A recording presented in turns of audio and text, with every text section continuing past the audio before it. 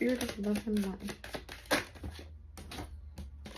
You invested in something energetically, financially, physically, emotionally, and you are now patiently waiting for it to grow, for your achievements to come in. So you planted the seeds. Now you're waiting for the fruits to come. But unlike the picture here, just because you look at the seed and it's not just gonna grow faster. You need to be able to detach and let it go and continue living your life and enjoying your life and finding happiness in other areas of your life, because only then will you receive your 10 of Pentacles. When you just stand somewhere and waiting for the results, it doesn't go much faster than you want. The important aspect of life is, while we manifest and dream and pray and wish something, we actually just do it. We put our energy to it. We come back to it once in a while to show our gratitude for the things we're manifesting, but also for the things that we have manifested and for the things that we already have in our life. And then that's when time flies and all your desires just comes into your reality unexpectedly. So 7-10, July 10th could be significant, or September 7th is going to be very significant. Whatever you planted, it's not going to be like what it used to be or like what it was before. You are being guided to go a bit more, do a bit more inner work. That's what I'm hearing. You want instant results because of all the pain you went through. So you want your good karma to come in, but you're being guided to go within, because at the moment you lack seeing your options. You lack seeing the solution to your problems. You're so in your mind that the solution to things you want is right in front of you, but your vision is clouded from the pain. And I'm hearing there's a last layer of a pain that needs to be healed before whatever you planted to come into your life. So there's something that needs to be done, and it is regarding your heart. Last crack that leads to opening of your heart, and that will take you to your ultimate wealthiest timeline. But don't forget, wealth, obviously it's going to be material wealth because of all the earth signs we have here.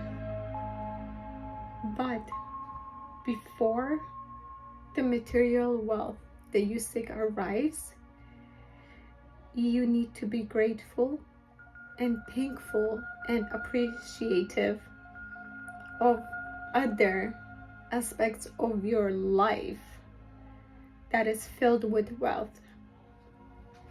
Yes, we are taught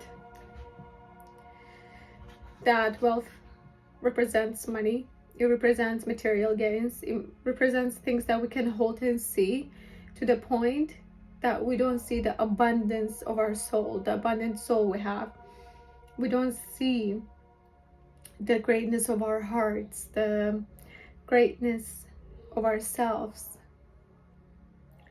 And when we lack being thankful, the material realm lacks providing that for us. So you are energetically very abundant person, but it takes for you to realize that in order for the rest of the things to show up in your reality.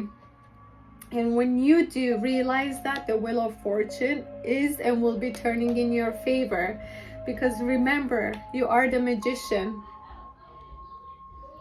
The magician knows that it's an infinite soul. He knows that it's an infinite being, and he has infinite potential, and he has infinite magic, energy. It's not going to run out, because the magician realizes that he or she is connected to God and is creating and co-creating with God the desires and their realities and everything that they want.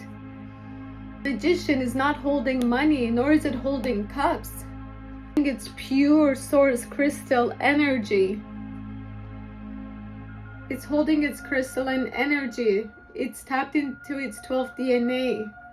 It's covered with roses, with its soul family around it, with its abundance, with its ancient wisdom. It's covered with the pureness of lilies, because his or her intention, it's pure. It's for the highest good of him and herself and everyone else on this planet. It's not just me, and egoistic gains. Being a magician is not concentrating on what you have in front of you and what you don't have. It's knowing that everything that you want will come to you, because you are abundant. Your energy is abundant. Your field is abundant. And that's why you can only get abundance in return of that. The magician knows when to trust its intuition, and he knows when it's time to celebrate. He knows when to put that crystal. It reminds me of a selenite, crystal quartz. He knows when it's to put it down and live and enjoy life. He knows that it's not only about manifestation, yet it's about enjoying with things that you have at the moment. Your passion, your heart, it needs to be ignited. And yes, you are broken. Yes, you are hurt. Your heart is broken. Yes, the things that you lost weren't easy. Number 13 or 31 can be significant, but you are being called to ignite that passion within you, because that is what's going to take you to your kingdom, to your castle. The wheel of fortune is going to turn in your favor when you realize that the wheel of fortune represents your heart. If it's ignited and it's turning in the right way, if it gives love, it's going to attract that right back to itself. But if it's broken and all it knows is darkness, it's not going to be so much going on there. You need to be tapping into your magician energy, because your new beginning is with magic. It's with you being self-aware of yourself, of your power. It's with harmony, coming into soulful unions with soul family, with your divine counterpart. Yes, it's all about your solar plexus chakra. Yes, your confidence. You lack confidence. And when you have the confidence, and when you say that I deserve everything I want because it's my birthright, that's when your material and spiritual prosperity is going to be your reality.